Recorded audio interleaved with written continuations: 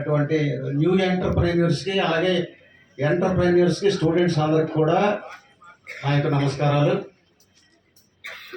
నేను మామూలుగా 1987లో చిన్న పరిశ్రమ పెట్టాను. చాలా చిన్న పరిశ్రమ, ఏదో ఒక ఇద్దరు ముగ్గురితో.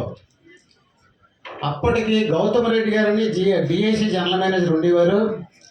అంటే ఒక ఐడియా, ఒక సంకల్పం, ఒక సాధన అనేది ఉండాలి. ఆ జనరల్ మేనేజర్ గారు అప్పుడు అడిగారు, మీరు ఏ పరిశ్రమ పెడుతున్నారు అంటే, నేను ఈ విజయనగరం వీధుల్లో తిరిగినప్పుడు ఒక పంచదారతో ఈ చాక్లెట్ల ఫ్యాక్టరీ ఒకటి కనిపించింది. ఇలా పెట్టేద్దాం అనుకున్నాను. నేను అనుకుని వెళ్ళి అప్లికేషన్ పెట్టాను అన్నమాట. పెడితే మీకు రా మెటీరియల్ ఎక్కడి నుంచి వస్తుందని అడిగారు. సార్, రా మెటీరియల్ పంచదార విజయనగరం నుంచి కొని చింతపల్లి తీసుకెళ్తానన్న. అంటే నాది చింతపల్లి. అదేంటంటే రా మెటీరియల్ ఇక్కడి నుంచి తీసుకెళ్ళి అక్కడి నుంచి తేవాలంటే మీకు ట్రాన్స్పోర్ట్ అయిపోతుంది. ఆ రోజుల్లో ట్రాన్స్పోర్ట్ లేదు, ఓ ఫోన్లు లేవు, సెల్లు లేవు, ఏమీ లేదు. ఎక్కడికి వెళ్ళాలో, ఎక్కడ అమ్మాలో, ఎక్కడ తయారు చేయాలో తెలియదు. అలాంటి పరిస్థితిలో నేనేదో ఒక అప్లికేషన్ పెట్టేశాను. అప్పుడు ఒక జిఎం గారు అన్నారు, ఏమండి మీ దగ్గర ఏదైనా ఒక రా మెటీరియల్ మీ దగ్గరలో చూసుకున్నాను. మాకు ఉండేది ఏంటంటే కొబ్బరి తోటలు కొంచెం ఉన్నాయి. అప్పుడు ఆలోచించాను, కొబ్బరితో ఏదైనా పరిశ్రమ పెడితే అలా ఉంటుంది. ఇంకా అక్కడ కూడా ఇంకా ఆలోచన పూర్తిగా నాకు రాలేదు. మా గ్రామంలో ఏంటంటే చేతితోటి కొబ్బరి తోట తయారు చేయడం ఒక అలవాటు. మత్స్యకారులు, సముద్ర తీర ప్రాంతం కదండి. అది నాకు కనిపించింది, చేతితో తోట తయారు చేస్తున్నారు, దీనికి ఏమైనా టెక్నాలజీ ఉందా అని ఆలోచించాను. అప్పుడు దాని మీద ఒక అప్లికేషన్ పెట్టి డిఏసి మళ్ళీ వెళ్తే కాయిన్ బోర్డు అనేది ఒకటి ఉంది అని చెప్పారు. ఎందుకంటే చెప్తాను, మీరందరూ చదువుకుంటున్నారు, ఉద్యోగాలకు వెళ్తారు, ఒక పరిశ్రమ పెట్టాలంటే ఆలోచన అనేది ఎలాగొస్తుంది. అప్పుడు కాయిన్ బోర్డు రాజమండ్రిలో నేను ట్రైనింగ్ పంపించాను, డిఏసి వాళ్ళే. నేను ట్రైనింగ్ అయిన తర్వాత 88లో ఇండస్ట్రీకి పెట్టి ఒక 5 years సక్సెస్ఫుల్గా ఎంటర్‌ప్రెన్యూర్ తయారైంది. అంటే 50 మంది 88, 95 నాటికి ఎన్టీ రామారావు గారు గవర్నమెంట్.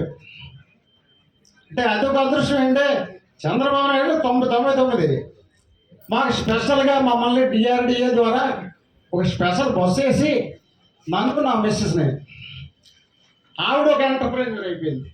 అప్పటికి నా మిస్సెస్ కూడా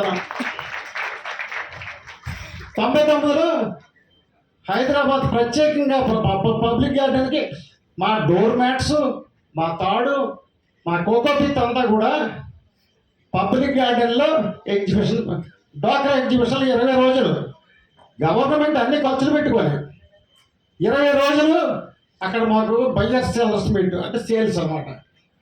అంటే బయ్యర్స్ సెల్లర్స్ మీట్ అంటే దాని గురించి చెప్తారు, ఎంత ఉందా చెప్పారు, మనం తయారు చేసే ప్రోడక్ట్ అమ్ముకోవడానికి. అంటే ఇటువంటి అవకాశాలు గవర్నమెంట్ కల్పిస్తుంది. బయ్యర్స్ సెల్లర్స్ మీట్ అలాగే 3 years తీసుకెళ్ళారు. అది అలాగ అయిపోయింది కదా. ఆ తర్వాత మమ్మల్ని చూసి ఒకరు ఎంటర్‌ప్రెన్యూర్స్ మా దగ్గరకు వస్తున్నారు, ఏమండి మేము కూడా పరిశ్రమ పెట్టుకుంటాం, సహకరించండి అంటే. అదిగోండి ఇక్కడ ఉన్నాడు, ఇప్పుడు ఒకసారి నిలబడు, ఈశ్వరరావు. తను ఒక ఎంటర్‌ప్రెన్యూర్, ఇప్పుడు 15 సంవత్సరాలు అయింది ఇండస్ట్రీ పెట్టి, ఒక 60 మందికి ఎంప్లాయ్మెంట్ ఇస్తున్నాడు. తర్వాత నెంబర్ 2 30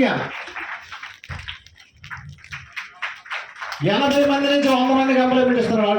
అటు తిరుగు ట్రా.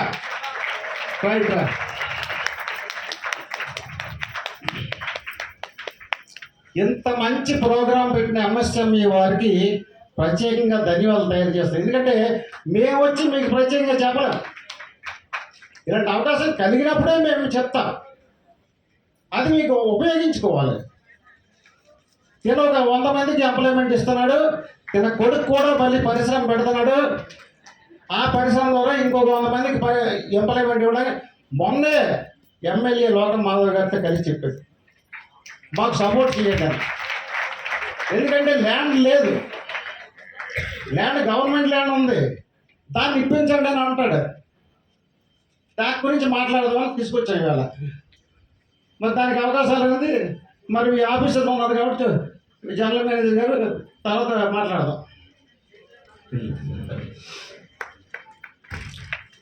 అలాగే నేను ఈ 3 జిల్లాల్లో